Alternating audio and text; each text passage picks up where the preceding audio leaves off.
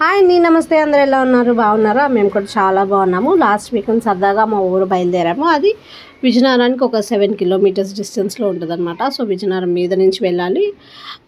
Ring road మీద నుంచి కూడా వెళ్ళొచ్చు, బట్ మొక్కల కోసం అని చెప్పి మేము విజయనగరం మీద నుంచి వెళ్ళాము. ఇప్పుడు మా ఊరికి జస్ట్ 2 కిలోమీటర్స్ డిస్టెన్స్లో ఉన్నాం మేము. ఇది జమ్ము నుంచి కుమిలెళ్ళే రోడ్లో డంపింగ్ యార్డ్ దగ్గర. చూస్తున్నారా, ఒక హారర్ ఫిల్మ్లో మంచి లొకేషన్ ఎలా ఉంటుందో అలా ఉంది కదా. ఎదురుగా వచ్చాడు, బండి లైట్ వేయకపోతే యాక్సిడెంట్లే అలా ఉంది. ఇప్పుడు టైం ఎంత అయిందో తెలుసా? జస్ట్ 6:30. చూడడానికి మాత్రమే 10:30, 11 అలా అయినట్టుంది కదా. మా ఆయనకి టైం చెప్పగానే ఆయన కూడా షాక్ అయ్యారు. 6:30కి ఎంత చీకటి అయిపోయిందా అని. మొత్తానికి మా అమ్మాయి వాళ్ళ ఇంటికి రీచ్ అయిపోయి నైట్ అక్కడ డిన్నర్ చేసి పడుకొని మార్నింగ్ 6 o'clockకే లేచి ఊరి మీద పడ్డాము. నిజం చెప్పాలంటే మేము మా ఇంట్లో ఉంటే అంటే వైజాగ్ ఆర్లో ఇంట్లో ఉండే మా అమ్మాయిని 8 o'clock నుంచి లేపితే మేడం గారు 9 o'clockకి లెగుస్తుంది, అమ్మ స్కూల్కి వెళ్ళాలి లెగులే కానీ. అలాంటి 6 o'clockకే లేచిపోయింది. పడుకోవి అంటే పడుకోవటం లేదు. సరే అని బయటికి తీసుకొస్తే బూడిద గుమ్మడికాయ చూపించమ్మా చూడు, ఏవో కాయలు కనిపిస్తున్నాయి అంటుంది. అవి బూడిద గుమ్మడికాయలు. మీలో ఎంతమందికి తెలుసు బూడిద గుమ్మడికాయ ముక్కలు జ్యూస్ చేసుకొని తాగితే వెయిట్ లాస్ అవుతారని? వీళ్ళు ఎవరైనా ట్రై చేస్తుంటే అది వర్కౌట్ అయితే కింద కామెంట్ చేయండి. నేను కూడా ట్రై చేసి కాస్త వెయిట్ లాస్ అవ్వడానికి ట్రై చేస్తాను. అది గుమ్మడికాయ ఉంది కదా, ఆ సైట్ మా ఒక బావగారిది అనమాట. ఇప్పుడు మీరు చూస్తున్నది మాది. సైట్ తీసుకున్న కొత్తలో మేము ఆ కదంబం మొక్కేసాము అప్పుడు.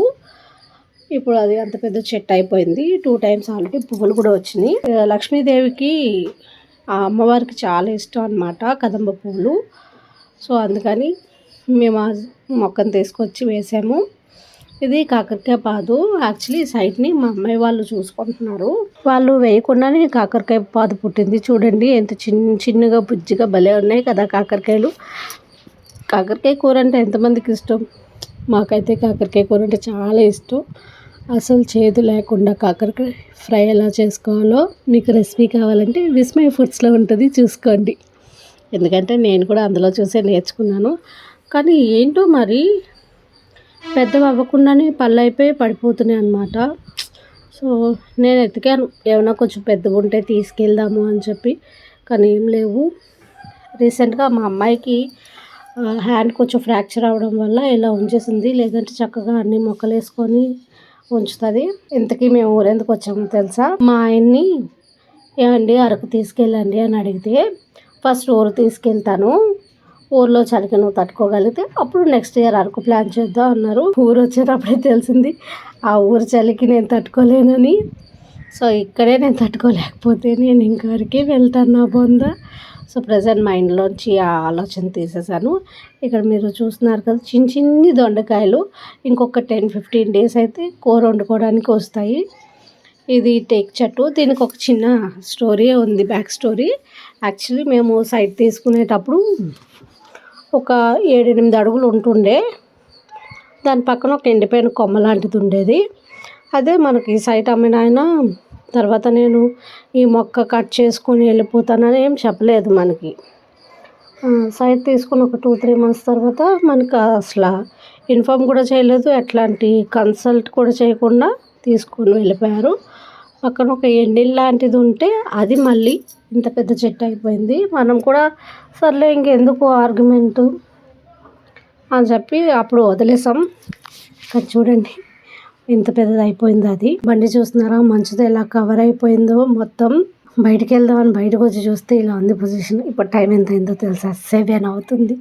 రివర్ వ్యూలో సన్ రైజింగ్ చూద్దాం అని చెప్పి మేము వెళ్తున్నాము.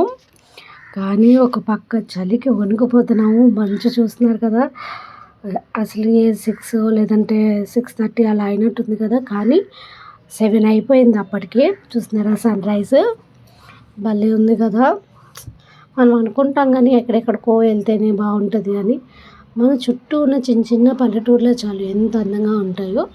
మాకు దగ్గరలోనే ఒక రివర్ ఉంటుంది, చంపావతి రివర్. అది మా వీడియోస్ ముందు నుంచి ఫాలో అయ్యే వాళ్ళకి Saripalli check dam, Denkada check dam అన్న ఒక వీడియో ఉంటుంది. ఇక్కడ చేపలు అమ్ముతున్నారు, చెరువు చేపలు. నేను అనుకున్నాను రివర్లోనే పట్టి తీసుకొచ్చి అమ్ముతున్నారేమో లైవ్ అని, కానీ కాదు, నార్మల్ చెరువు చేపలు అంటే సందువాలు బొచ్చులు అవి అమ్ముతున్నారు. సర్లే తిరిగి వచ్చేటప్పుడు తీసుకుందాంలే అనుకున్నాం కానీ తీసుకోలేదు. మొత్తానికి నా మోస్ట్ ఫేవరెట్ ప్లేస్కి వచ్చేసాము.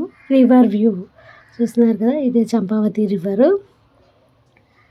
ఈ బ్రిడ్జ్ అంటే నాకు చాలా ఇష్టం. లొకేషన్ అయితే సూపర్గా ఉంటుంది, కనిపిస్తుంది కదా మీకు కూడా. ఎప్పుడైనా చాలా లోగా అనిపిస్తే ఖచ్చితంగా ఇక్కడికి వచ్చేస్తాను. ఇవి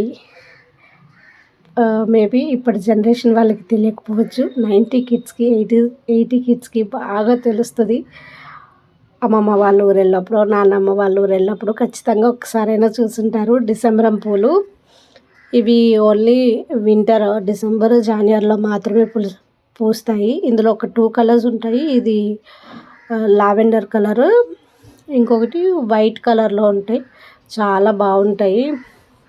అసలు చూడగానే నాకైతే ఎంత ఆనందం వచ్చేసిందో. ఊర్లో కనీసం ఒక 2-3 ఇళ్ళకైనా ఒక చెట్టు ఉంది, చాలా అందంగా కనిపిస్తుంది. చాలా పెద్ద చెట్టు మనకున్నదైతే.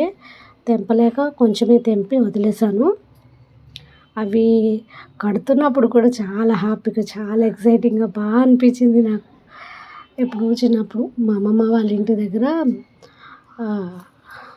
నుయ్యి ఉండేది, అదే బావి, ఆ దగ్గరలో ఉండేదన్నమాట. ఇది ఇప్పుడు వచ్చినప్పుడు చూసాను, మళ్ళీ ఇన్నాళ్ళకు చూస్తున్నాను.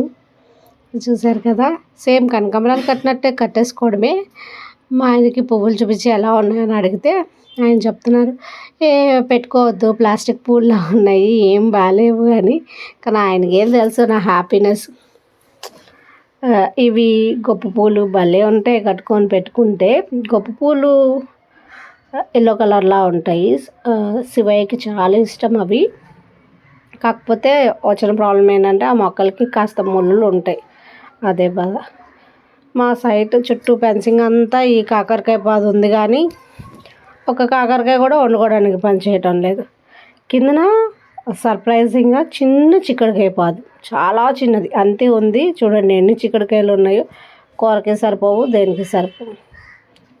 అని అదేంటో పాదు మొత్తం స్ప్రెడ్ అవ్వలేదు. బీరకాయలు కూడా ఉన్నాయి, అవి కూడా చిన్న చిన్న పిందెలే ఉన్నాయి. అవి కూడా పెద్ద అవ్వకం ముందే ఎండిపోయి పాడైపోతున్నాయి అంట. మరి ప్రాబ్లం ఏంటో తెలీదు. మేబీ నీరు సరిగ్గా పెట్టకపోయి కూడా ఉండొచ్చు, పట్టించుకోకపోవడం వల్ల కూడా అవ్వచ్చు. ఇది ఇంకొక సైట్. ఇది చాలా చెత్తగా ఉండేది. వేరే వాళ్ళు ఆవులు కట్టుకోవడానికి వాడుకుంటున్నారు. వాళ్ళే నీట్గా చేసి ఇప్పుడు మొక్కలు వేసుకున్నారు. ఇందులో అయితే చాలా పెద్ద గుమ్మడికాయ ఉంది. యాక్చువల్లీ వాళ్ళు ఉంటే అడిగి తెచ్చుకుందాం అనుకున్నాను, కానీ అక్కడ ఎవరు కనిపించలేదు. మా ఆయన చెప్తున్నారు అనమాట, వాళ్ళు లేరు కదా తెంపుకోకు, వాళ్ళు ఏమైనా అనుకుంటారు అని. నాకు కూడా అదే కరెక్ట్ అనిపించింది, కానీ నా మనసు అంతా గుమ్మడికాయ మీదే ఉండిపోయింది.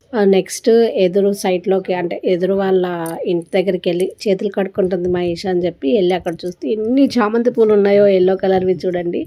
వాళ్ళు కొన్ని వంకాయ మొక్కలు, కాకరకాయ పాదు, ఇలా చాలా మొక్కలు వేసుకున్నారు. చాలా గ్రీనరీగా చాలా బాగా అనిపించింది. ఆ ఊర్లో అన్నిటి ఇల్లు కంటే నాకు ఈ ఇల్లే బాగా అనిపించింది.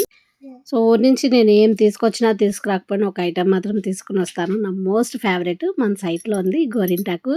చాలా బాగా పండుతుంది. ఊర్లో ఒక 100 ఫ్యామిలీస్ వరకు ఉంటాయి. మోస్ట్లీ వాళ్ళందరూ కూడా మన చెట్టు దగ్గరే ఆకు తెంపుకొని వెళ్తూ ఉంటారు. సో మేము సాటర్డే ఈవినింగ్ వైజాగ్ నుంచి స్టార్ట్ అయ్యాము, మళ్ళీ సండే ఈవినింగ్ ఇంటికి వచ్చేసాము. అదేంటో కానీ నాకు మన చెట్టు గోరింటాకు తప్పితే ఏది కూడా ఎర్రగా పండదు. చూస్తున్నారు కదా ఎంత బాగా పండిందో. ఓకేనండి, ఉంటాను. సర్వేజన సుఖ్నా భవంతు.